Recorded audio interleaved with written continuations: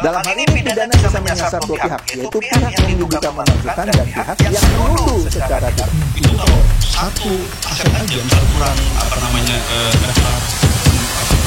sertifikat.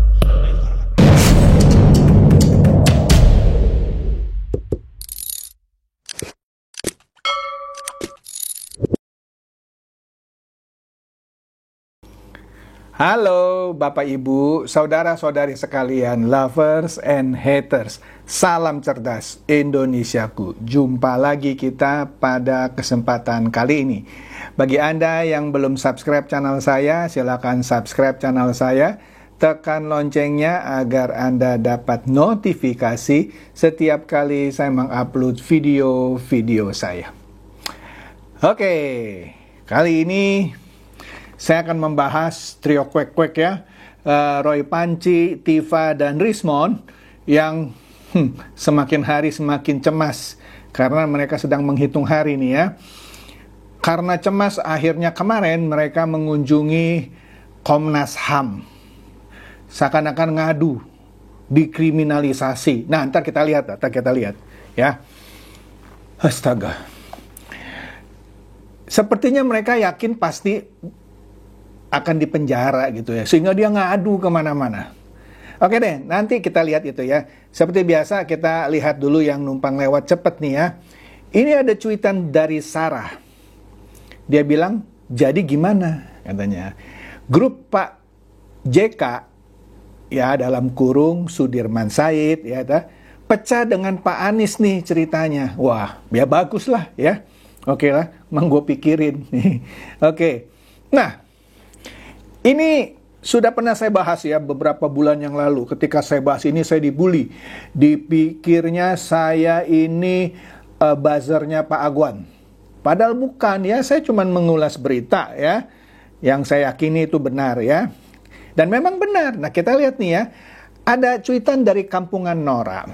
Begini katanya. Akhirnya berhasil ditangkap. Karena Charlie Chandra ini tidak kooperatif dan melawan petugas. Singkatnya, ada surat tugas yaitu untuk menjemput Charlie Chandra ini. Cuma, ntar kita lihat sebentar lagi videonya.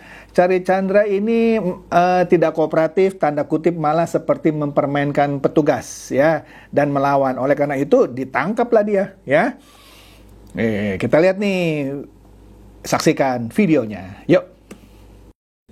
Ayo Pak, aduh. Masuk deh. Ayo Pak, ini Pak.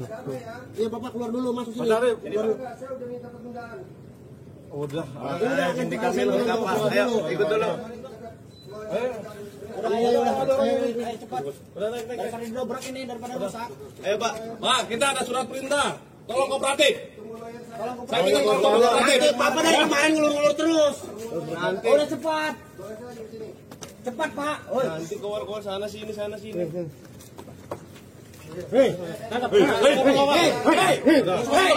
Masuk. apa? Itu kuncinya. Atas nama undang-undang. Atas nama undang-undang loh. Undang-undang Negara tidak kooperatif. Kalau kamu tak hukum, ikutin aturan. Atas nama undang-undang. Cepat masuk. Masuk.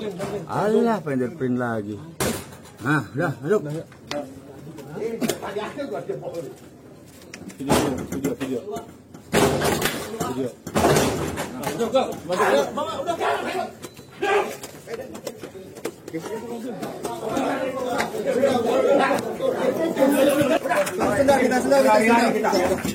Kita udah berhari-hari nunggu di sini kalau. Udah lebarin kamu ini.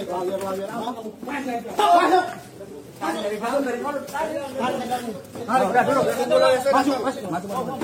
Udah, tutup pintu kaca-kaca. Anda lihat tadi videonya ya, jelas ketika dia mau dijemput ya, dia malah membuat video ya, membuat rekaman terhadap para petugas yang mau menjemputnya.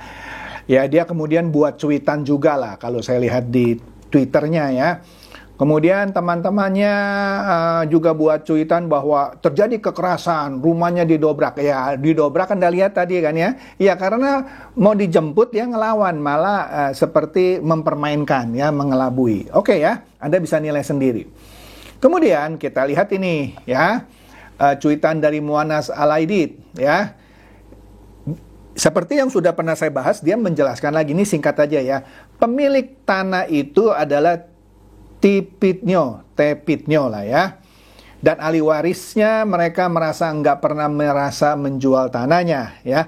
Charlie Chandra ini bukan pemilik tanah, tapi kemana-mana bohongi orang, ngaku punya tanah, kira-kira gitu ya. Modalnya cuman sertifikat bodong, dapat dari bapaknya yang dulu juga jadi DPO, buronan polisi karena palsukan cap jempol pemilik tanah seolah ada AJB. Dia kabur lari hingga mati dalam pelarian di Australia. Sudah tahu sertifikat bodong, dibalik nama dibelain sama Kosinudin, gembong HTI, dan Said Didu. Ntar kita lihat ya. Berkedok pengacara dan Guproni pakai nama besar Ormas Islam buat bela mafia tanah. Nah, mari kita dukung Polri berantas mafia tanah. Udah pernah saya bahas, Anda lihat lagi ya konten saya mengenai Charlie Chandra. Ada set saja. Nah, ini video. Baik, rekan-rekan media, pada hari ini kita melaksanakan press conference yaitu terkait pasal 263 yang mana dengan tersangka CC. Kita tahu bersama ini sebenarnya perkara yang biasa, tapi karena penggiringan opini, ya kan, pembuatan narasi yang sifatnya sepenggal-sepenggal yang tidak benar, tapi karena dilakukan berulang-ulang menjadi seolah-olah itu benar. Makanya pada pagi hari ini kita sengaja melaksanakan press conference untuk menjelaskan duduk perkara yang sebenarnya. Jadi perkara sebenarnya Charlie Chandra ini adalah menggunakan sertifikat milik bapaknya Sumita Chandra almarhum, yang mana bapaknya sendiri ini juga seorang DPO, yang mana perkara pokoknya sudah divonis oleh Pengadilan Jakarta Utara dan sudah inkrah. Karena meninggal, perkaranya sudah di SP3 oleh Polda Metro, suratnya masih dikuasai oleh si almarhum ini, sekarang digunakan oleh anaknya untuk balik nama. Nah, garis besarnya seperti itu. Anda saksikan tadi ya, sama seperti keterangan Mu'annas Al-Aidid. Oke, cukup ya soal itu. Nah, kita lihat ini pendukungnya ya, yang juga katanya mau jual tanah ke PIK, dia mau jual mahal tapi nggak mau dibeli sama Pantai Indah Kapuk, ya Agung Sedayu, ya terus dia cari ribut lah ya. Muhammad Said Didu, ini dia komentar ya, membela Charlie Chandra. Innalillahi katanya ya, malam ini kami berduka, maksudnya kemarin gitu ya, atas ditangkapnya teman seperjuangan kami, teman seperjuangan, dan korban kriminalisasi PIK 2. Inilah yang dimaksud oleh Pak Polisi tadi. Ini narasi-narasi yang dibuat seakan-akan ini suatu kebenaran, padahal bukan begini ya. Disebut lagi di sini, Charlie Chandra ditangkap oleh Polda Banten.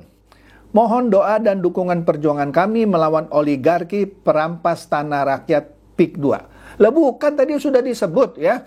Tanah itu sebenarnya tidak dijual oleh pemilik aslinya, tapi dipalsukan bla bla bla lah ya. Anda lihat lagi lah ya. Kami akan terus melawan mereka. Ya terserah lu lah. Inilah yang dibilang oleh Pak Polisi, narasi-narasi yang diulang-ulang seakan-akan benar. Terjadi kriminalisasi ya, perampasan tanah rakyat dan segala macam. Jahat ya. Oke. Nah, kita lihat majalah Tempe ya. Nah, aduh, kasihan ya. Deddy Mulyadi kan lagi naik daun nih ya. Wah, Anda bisa lihat lah di pemberitaan tuh banyak Deddy Mulyadi ya. Nah, sekarang Tempe ini mulai menyerang Deddy Mulyadi setelah puas menyerang Pak Jokowi dan keluarga. Lanjut dia serang Deddy Mulyadi ya. Sebusuk itulah cara Tempe Bongkrek bertahan hidup. Jalan ninjanya selalu menyerang orang baik, kata Brigadir JM.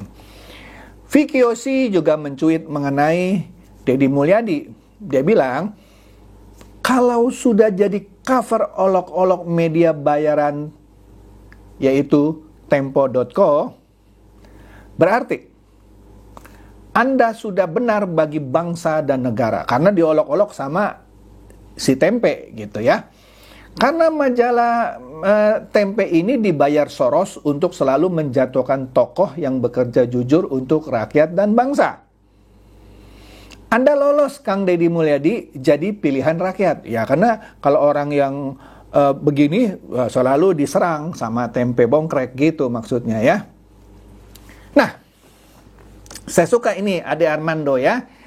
Ada video, nggak usah saya tayangin lah ya. Ya dia mengkritik. Seperti yang sudah saya ulas berkali-kali, Roy Suryo itu bukan ahli telematika, dia cuma lulusan ilmu komunikasi, ya. Tapi kenapa ya media-media selalu tulisnya ahli telematika? Enggak. Nah, di sini Brigadir JM mencuit menggunakan videonya Ade Armando ya. Dia bilang, jejak digital Roy Panci, ya inilah maksudnya jejak digitalnya Roy Panci. Pakar IT, telematika, pujaan Opposilit. Opposilit. Nah, di video ini, ya juga ada di hotdetik.com lah ya. Ade Armando bilang, itu si Roy Suryo dulu menganalisa foto ya. Padahal itu foto waria katanya ya. Tapi dibilang Kartika Sari Dewi. Astaga. Ingat nggak waktu debat Cawapres, Gibran kan pakai earphone ya. Dia bilang itu ada suatu alat yang bisa menerima suara dari luar. Wah, ya untung aja di situ dia tidak digugat ya. Pokoknya dia macam-macam deh ya. Memang bukan ahli telematika sih. Nah, Isine Maido mencuit begini. Tidak hanya ahli dari Amerika, disinyalir Rai Panci, bukan Roy Panci, Rai Panci CS juga sudah kontak Tuhan, ya, agar memerintahkan para malaikatnya untuk memeriksa ijazah Pak Jokowi. Jadi, Isine Maido mengomentari cuitan Alex bahwa ahli forensik asing tidak berhak meneliti ijazah Pak Jokowi karena bersifat privasi. Mereka berhak meneliti untuk objek-objek umum aja. Itu pun wajib mendapat persetujuan dari pemerintah Indonesia. Di situ kan ada videonya tuh. Roy Panci bilang sudah kontak ahli dari Amerika. Ya, mungkin juga sudah kontak Tuhan gitu ya. Lucu juga nih Panci. Nah ini dia nih. Pengacaranya tadi, Charlie Chandra, pengacaranya Roy Suryo, Tifa Rismon Kosinudin, aktivis HTI, Hizbut Tahrir Indonesia. Nah, inilah dia, ya juga sekaligus pengacara terlapor Rizal Fadilah, Ahmad Kosinudin. Dia menilai polisi itu takut kepada Jokowi. Ya terserah lu deh, ya. Sebab menurutnya hal itulah yang mendasari Jokowi berani datang ke Bareskrim membawa ijazahnya. Lah iyalah, kan dia melapor. Aduh goblok bener nih ya. Dia melapor bahwa ijazahnya dibilang palsu. Ya dia lapor ke Bareskrim, tunjukin ijazahnya. Ini asli loh Pak, dibilang palsu, saya difitnah. Lah masa dituduh polisi takut sama Jokowi? Aduh, payah nih pengacara nih, tompel aja digedein. Nah ini juga nih, cuitan dari Bunda CNHYE ya. Dia mengomentari parasnya Kosinudin nih di sebuah video. Bunda ini bilang, lemah, letih, loyo, nampak tak bergairah lagi. Selamat berjuang bro dalam mencari pembenaran yang akan berujung kurungan. Wah, Jokowi benar, mati lo. Nah, sama nih Romeo mencuit soal penampilan fisik Kosinudin. Sudah tak bergairah lagi, lemes, pasrah, dan terlihat sudah kehilangan gairah. Ya sudahlah, kita jambanin aja. Sing sabar ya, namanya juga perjuangan untuk mencari pembenaran. Di video itu, Kosinudin bilang, seakan-akan ya tadi, selain pasrah, ya sudahlah ini kan ada di lingkaran kekuasaan, seakan-akan dia sudah akan memastikan kalah gitu karena Jokowi itu ada di pihak kekuasaan. Astaga, sudahlah, memang udah pasti kalah, bukan soal Jokowi ada di pihak kekuasaan atau tidak. Oleh karena itu, ini ada video juga yang mengulas soal Roy Panci, ya kan, ya dan kawan-kawan yang terus-menerus ya bilang ini palsu, itu palsu ya. Nah, sekarang loh setelah dilaporin, makanya Alex bilang, gue cuma bilang ke Roy Suryo dan kawan-kawan, penyesalan selalu datang terakhir. Kalau datang dulu itu pendaftaran. Kalau penyesalan datangnya terakhir. Astaga. Alex juga mencuit bahwa Pak Jokowi itu berani melaporkan kroco-kroco itu berarti ijazahnya asli. Kalau ijazahnya palsu, dia mana berani melaporkan, kan betul kan? Mana mungkin beliau menggunakan ijazah palsu melaporkannya ke polisi, itu kan sama saja bunuh diri. Alex ini menanggapi cuitan Hashim Muhammad yang bilang, saya kan selalu bilang bahwa hanya kroco yang mempermasalahkan ijazah Jokowi, yaitu mereka yang anti Jokowi tapi di level kroco. Nah, Kampungan Nora juga berpendapat bahwa orang-orang yang maksa Pak Jokowi nunjukkan ijazah adalah orang bodoh dan pekok. Tidak paham hukum tapi sok tahu, ya. Sudah benar langkah Pak Jokowi membawa pada proses pidana biar polisi dan pengadilan yang membuktikan. Yang menuduh harus bertanggung jawab secara hukum. Iyalah, hukum dimanapun di seluruh dunia, kalau Anda nuduh, Anda harus buktikan. Kalau Anda tidak bisa buktikan, ya Anda yang bersalah. Ya, makanya yang dituduh itu berhak melaporkan. Tapi dituduh kriminalisasi segala macam. Ntar kita lihat ya. Nah, Vicky Osi bilang, sebenarnya untuk orang-orang yang waras, pernyataan dari Rektor UGM Yogyakarta itu sudah cukup. Tapi kan mereka malah nuduh seakan-akan UGM Yogyakarta bersekongkol dengan Jokowi, menyatakan ijazahnya asli. Jangan-jangan kalau Tuhan juga bilang itu ijazah palsu, dia bilang Tuhan berbohong. Kan begitu, makanya UGM kesel nih. Nah, saya lagi nunggu UGM juga akan melancarkan gugatan ya. Tapi, kata Vicky Osi, karena yang dihadapi adalah gerombolan manusia nggak waras, penolak fakta, maka tepat kalau dibawa ke proses hukum. Biar pelaku hoax ini teriak-teriak di penjara. Kita lihat di bawah itu berita dari Universitas Gadjah Mada di websitenya. Rektor tegaskan Joko Widodo adalah alumnus UGM. Masih nggak percaya, skripsinya palsu lah, beginilah. Kita lihat nanti ya, rasain lo. Ini dia. Romeo mencuit mengenai kejadian kemarin, yaitu Roy Suryo, Tifa, Rismond, dan kawan-kawan. Anda lihat tuh ya, fotonya di bawah itu ya. Mendatangi dan mengadu ke Komnas HAM. Hei, kata Romeo, semangat, wahai para pejuang pencari pembenaran diri. Dia kan membenarkan dirinya kan, gitu ya. Semoga Komnas HAM tak dikendalikan oleh Mulyono. Ini nyindir ya. Sebabnya kalau Komnas HAM juga nggak menerima laporan mereka kan pasti ngomong, wah Komnas HAM itu dikendalikan Mulyono. Ternak Mulyono, lu ternak Abah dan ternak Banteng mencret, ya. Jika gagal, juga coba datang ke FIFA. Iya, biar bisa dicek melalui VAR itu ya, untuk mengecek apakah golnya masuk atau enggak, itu VAR namanya. Atau ke KUA, Kantor Urusan Agama. Rasain lu. Nah, itu juga jadi berita di KBA News, ya. Jadi mereka mengadukan dugaan kriminalisasi. Rismond dan kawan-kawan, yaitu Rosuryo, Tifa, dan lain-lain, bakal datangi Komnas HAM. Ya, akhirnya datang juga mereka tadi kan, kita lihat. Loh, lu bilang, lu mendeteksi adanya dugaan kriminalisasi. Bukankah lu selama ini nuduh Jokowi ijazahnya palsu? Itu kan lu mengkriminalkan Jokowi. Seakan-akan Pak Jokowi pelaku kriminal dalam hal memasukkan ijazah kan? Loh, sekarang lu diadukan, dibilang lu dikriminalisasi. Otak lu pada kemana sih? Ya, astaga.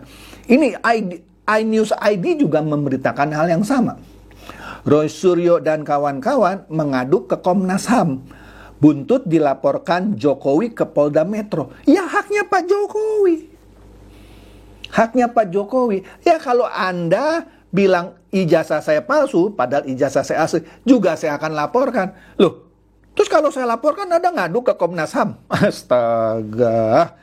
Lu cuap-cuap boleh gitu ya. Memfitnah orang boleh. Mengkriminalkan, lu kan nuduh ijazah Pak Jokowi palsu, artinya Pak Jokowi melakukan tindakan kriminal kan? Boleh. Sekarang ketika lu dilaporkan, koar-koar bahwa dikriminalisasi. Otak lu pada terbalik ya. Ini juga suara.com ya.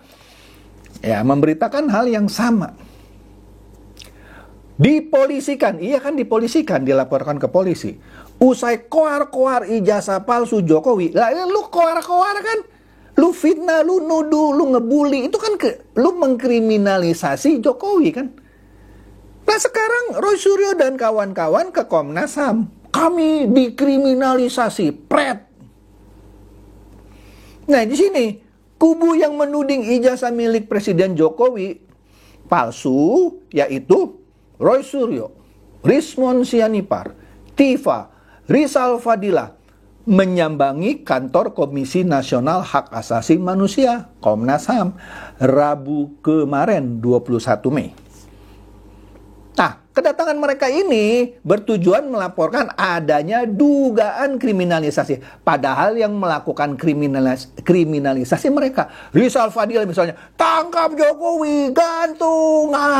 Lu kan mengkriminalisasi seakan-akan Jokowi itu kriminal. Sehingga harus diadili, harus ditangkap. Iya kan? Malah sekarang lu baru dilaporin aja bilang ada dugaan kriminalisasi. Wah, udah cemas nih mereka. Udah pasti cemas ya. Dia bilang Jokowi melakukan kriminalisasi karena apa? Karena membuat laporan ke Polda Metro Jaya terkait kasus ijazah palsu. Jadi lu orang koar-koar Pak Jokowi nggak boleh lapor. Kalau Pak Jokowi lapor artinya Pak Jokowi melakukan kriminalisasi. Lu punya pengacara, lawanlah kalau dikriminalisasi, ya kan? Lu bisa lakukan apa itu?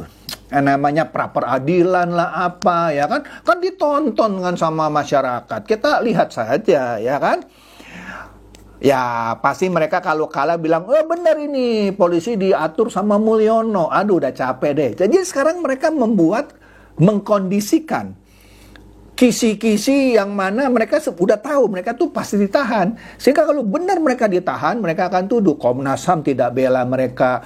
Komnas HAM itu dikendalikan Mulyono, kepolisian, Polda Metro Jaya, Bareskrim dikendalikan oleh Mulyono. Udahlah, pokoknya begitu semua. Makanya mereka mau minta bantuan dari luar negeri. Waduh, sekalian aja dari luar angkasa gitu ya. Oke. Nah, lawyer tim advokasi anti kriminalisasi aktivis dan akademi, tim advokasi anti kriminalisasi aktivis dan akademi, Ahmad Kosinudin, hebat ya anti kriminalisasi, mengatakan Jokowi dianggap melanggar HAM karena membuat pelaporan. Bener-bener dah, masa orang melaporkan dibilang melanggar HAM? Buset. Ini pengacara lulusan planet mana ya? Dia bilang, kami dari tim advokasi anti kriminalisasi akademisi dan aktivis telah mendatangi Komnas HAM dalam rangka untuk mengadukan dugaan pelanggaran hak asasi manusia yang kami duga dilakukan oleh Jokowi berkaitan dengan adanya sejumlah tindakan kriminalisasi. Baru dilaporkan dibilang kriminalisasi. Belum juga dijatuhkan vonis sudah dibilang kriminalisasi. Saya bingung nih pola pikir pengacara ini. Ngerti nggak sih dia kriminalisasi apa? Bukankah klien-kliennya itu yang melakukan kriminalisasi? Kemudian Ahmad Kosinudin bilang Roy Suryo CS itu diduga dikriminalisasi lantaran diseret ke ranah pidana. Lah iya karena lu nuduh, lu fitnah, ya dilaporkan. Kalau lu nggak bisa buktikan ya pidana. Astaga. Masa pengacara gini nggak ngerti, ya? Usai mengungkap dugaan ijazah palsu. Bukan, lu udah fitnah, bilang beginilah fotonya lah, mukanya lah, kacamatanya lah. Kemudian dia juga berargumen, padahal apa yang dilakukan teman-teman itu, Roy Suryo, Tifa, Rismon, dan lain-lain itu, disebut sebagai bentuk penyampaian pendapat berdasarkan ilmu kodok kali ya, ilmu kodok ya, ilmu apa? Analisa apa? Ya makanya dibuktikan.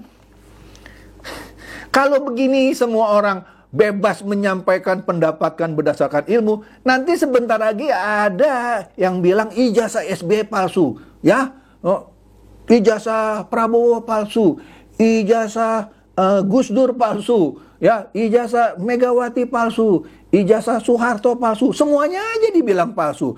dan lu anggap sebagai bentuk penyampaian pendapat berdasarkan ilmu. Otaknya di mana, coy? Nah, ini dia, apa itu kriminalisasi ya? Padahal katanya ini tindakan yang sebenarnya menjalankan hak konstitusi, untuk menyampaikan pendapat berdasarkan bukan menyampaikan pendapat, lu fitnah.